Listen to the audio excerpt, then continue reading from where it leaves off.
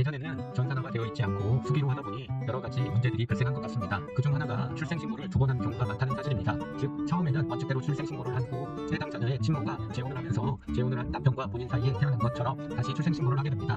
이러다 보니 이중구적, 즉 두 번의 출생신고하는 일이 발생하게 됩니다. 보통 처음에 출생신고를 한 A의 경우에는 주민번호도 존재를 하지만 그 주민번호는 단 한 번도 살지 않았고, 두 번째 출생신고한 B로 새로운 주민번호가 부여가 되고 그 새로운 주민번호로 대부분 살아가게 됩니다.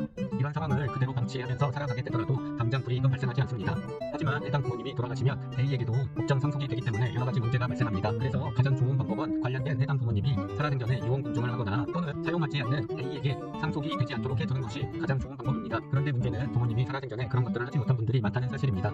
이런 경우에는 상속 때문에 반드시 정리를 해야 하는데, 이때 방법에 대해서 알려드리겠습니다. 이때 가장 쉬운 방법 중 하나는 처음에 출생신고를 했던 AF 또는 그분의 자녀들이 실종선고를 하는 것입니다. 이렇게 하면 시간이 1년 정도 소요되더라도 확실하게 사망과 같은 처리를 할 수가 있습니다. 만일 친모 측에서 하려고 하면 A와 B의 생년월일이 임신 가능한 정도의 차이가 있어야 합니다. 예를 들어서 A의 출생신고를 77년 10월에 했다고 하면 B의 출생신고가 78년 10월 정도에 해서 주민번호 차이가 있다고 하면 이 경우 또한 실종선고를 하는 것이 가장 확실한 방법입니다. 그런데 만일 A의 부로 되어 있는 측과 연락과 협조가 안 되는 상황에서 A, B의 출생신고 날 차이가 크게 없다라고 하는 경우, 이런 경우에는 실종선고를 할 수가 없습니다. 왜냐하면 이런 경우는 누가 보더라도 이중후족이라는 게 나타나기 때문에 그렇습니다. 이런 경우에는 신생자 관계 존재 확인 소송과 부존재 확인 소송을 통해서 시도를 해보거나 또는 그 소송을 마친 후 등록부 정정 신청이라는 절차를 통해서 진행해야 합니다. 하지만 이 절차는 아주 복잡하고 유전자 검사 유무에 따라서 최악의 경우에는 호적을 바로잡지 못할 수가 있습니다. 그러면 상속 또한 진행이 안 될 가능성이 아주 높습니다. 그렇기 때문에 친모가 출생신고를 두 번 했고 처음 출생신고를 한 측과 연락이 되지 않는 상황이라고 하면 반드시 친모가 살아생전에 유언공증 등의 방법을 통해서 상속 문제가 발생하지 않도록 하는 것이